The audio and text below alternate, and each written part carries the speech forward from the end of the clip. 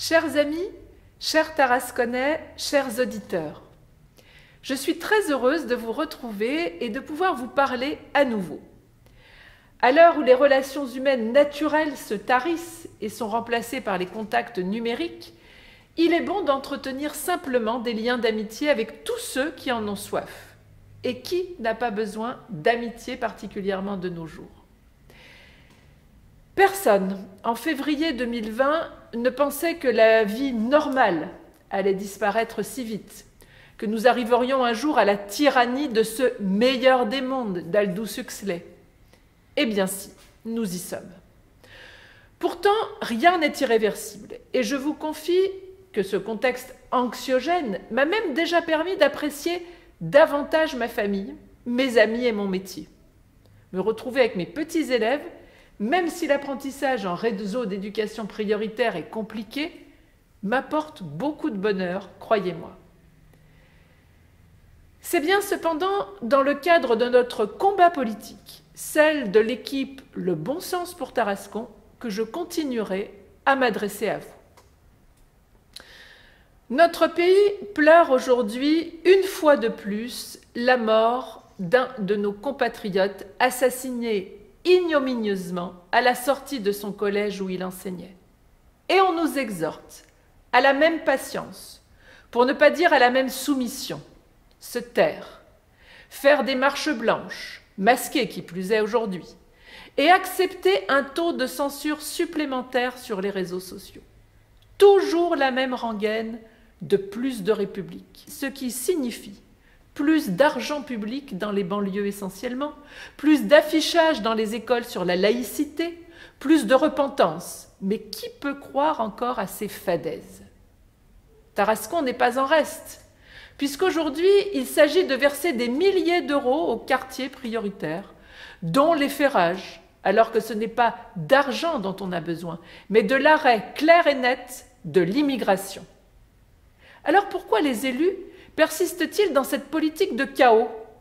Eh bien, je crois qu'à cause du découragement de nos compatriotes à se rendre aux urnes, à cause de l'abstention donc, les élus qui ne visent que leur siège, et non le bien commun, offrent nos impôts à ceux qui en contrepartie viennent voter.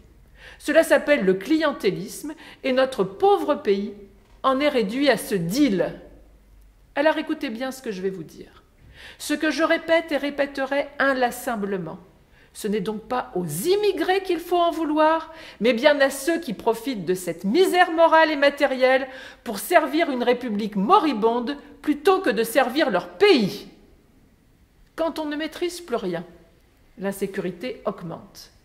Il y a quelques jours à Tarascon, encore un acte de vandalisme et de pillage.